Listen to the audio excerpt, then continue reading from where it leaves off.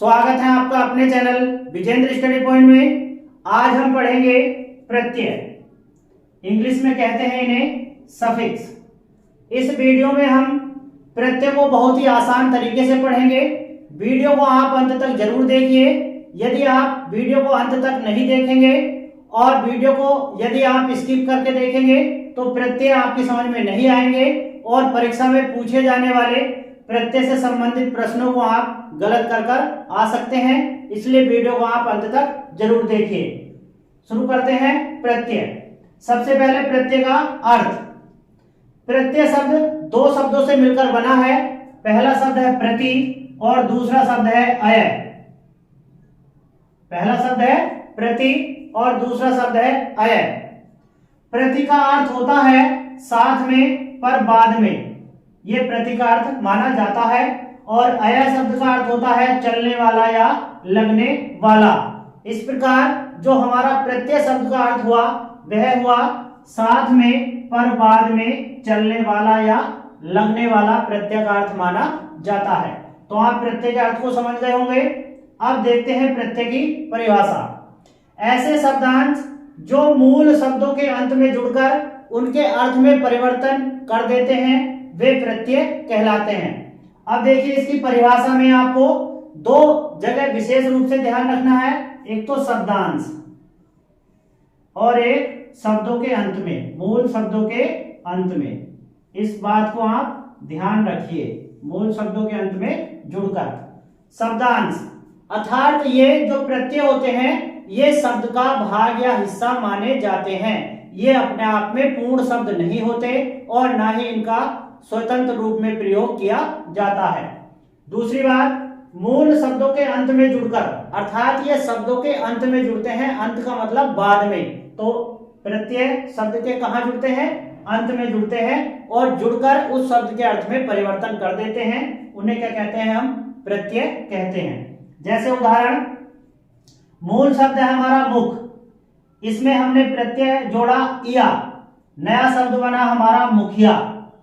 अब देखो मूल शब्द है हमारा मुख, मुख माने होता है चेहरा, इसमें हमने प्रत्यय जोड़ा इया तो शब्द के बाद में जोड़ा यानी शब्द के अंत में जोड़ा और नया शब्द बना हमारा मुखिया।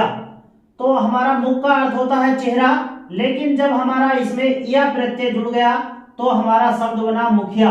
तो मुखिया होता है गांव का मुख्य व्यक्ति को हम क्या कहते हैं? मुखिया कहते हैं। तो हमारा प्रत्यय जुड़ने के बाद मुख शब्द का अर्थ पूरी तरह बदल गया है। यही हमारी प्रत्यय की परिभाषा है कि ऐसे शब्दांश जो मूल शब्दों के अंत में जुड़कर उनके अर्थ में परिवर्तन कर देते हैं उन्हें हम प्रत्यय कहते हैं। तो देखो यहाँ पर मुख मूल शब्द का अंत प्रत्यय या प्रत्यय जुड़ने के बाद बदल गया है, जिसका अर्थ हो गया है मुख्य व्यक्ति।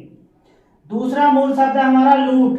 लूट का मतलब होता है लूटना, जैसे चोरी करना, लेकिन हमने इसमें एरा प्रत्यय जोड़ दिया है और नया शब्द बना हमारा लुटेरा। तो हमारा लूट मूल शब्द में एरा प्रत्यय जोड़कर नया शब्द बना लुटेरा, अर्थात लूटने वाला व्यक्ति या चोरी करने वाले व्यक्ति को हम क्या कहते हैं? लुटेरा कहते हैं। तीसरा शब्द है हमारा खेल। खेल का मतलब कोई भी एक खेल हो सकता है, जैसे क्रिकेट हो सकता है, कबड्डी हो सकता है या और कोई अन्य खेल हो सकता है, लेकिन हमने इसमें आड़ी प्रत्यय जोड़ दिया है शब्द के अंत में। तो नया शब्द बना हमारा खिलाड़ी, जिसका हमारा नया अर्थ हो गया खेल को खेलने वाला। खेल को खेलना जो व्यक्ति खेलता है उसे हम क्या कहते हैं? खिलाड़ी कहते हैं। तो खेल शब्द का अर्थ बदल गया आड़ी प्रत्यय जोड़कर। तो आप प्रत्यय शब्द का अर्थ, परिभाषा और उदाहरण से आप प्रत्यय समझ गए होंगे। अब देखते हैं प्रत्यय कितने प्रकार के होते हैं। प्रत्यय दो प्रकार के होते हैं। नंबर 1 कृदंत प्रत्यय और नंबर 2 तद्धित प्रत्यय। अब इन दोनों प्रत्यय को क्रमानुसार हम पढ़ेंगे। शुरू करते हैं। प्रत्यय का पहला प्रकार कृदंत प्रत्यय।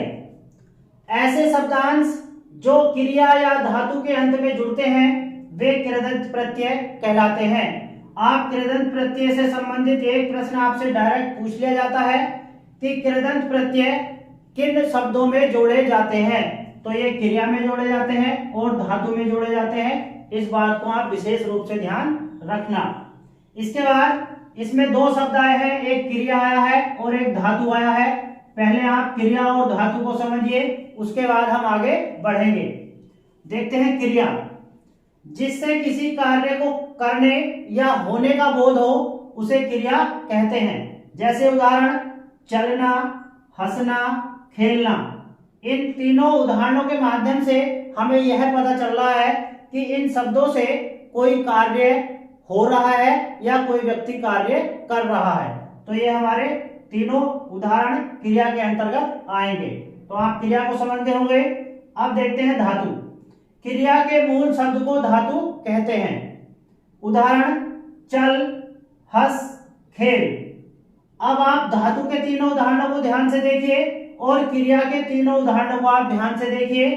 अगर किसी क्रिया शब्द में हम ना प्रत्यय को हटा दें तो जो हमारा ना प्रत्यय हटने के बाद जो शब्द बचता है वह हमारी धातु बन जाती है। जैसे चलना में ना हटा दे तो धातु क्या बचेगा, शब्द क्या बचेगा हमारा चल, तो चल हमारी क्या होगी धातु। हंसना में ना हटा देंगे तो शब्द बचेगा हंस, तो हंस क्या हो गई धातु। खेलना में ना हटा देंगे तो शब्द बचेगा हमारा खेल, तो खेल क्या हो गया हमारा धातु। अब देखो इसमें से अगर हम तीनों शब्दों में से ना हटा देते हैं तो जो हमारे मूल शब्द हैं वो हमारे क्या कहलाएंगे, धातु कहलाएंगे। यही क्रिया और धातु में अंतर होता है। यदि किसी धातु में आप ना जोड़ देंगे तो वो बन जाएगी हमारी क्रिया। इस बात को आप ध्यान रखना। अब देखते हैं कृदंत प्रत्यय कितने प्रकार के होते हैं। कृदंत प्रत्यय 5 प्रकार के होते हैं। नंबर 1 क्रिया का कर्ता रूप बनाने वाले प्रत्यय। नंबर 2 कर्मवाचक शब्द बनाने वाले प्रत्यय।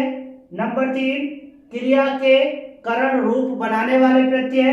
नंबर 4 भाववाचक संज्ञा बनाने वाले प्रत्यय।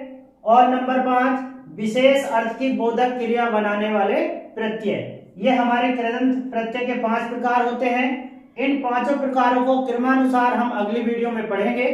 यदि आपने अभी तक इस चैनल को सब्सक्राइब नहीं किया है तो चैनल को सब्सक्राइब कर लें और बेल आइकन जरूर दबाएं, जिससे मेरी प्रत्येक वीडियो को आप देख सकें।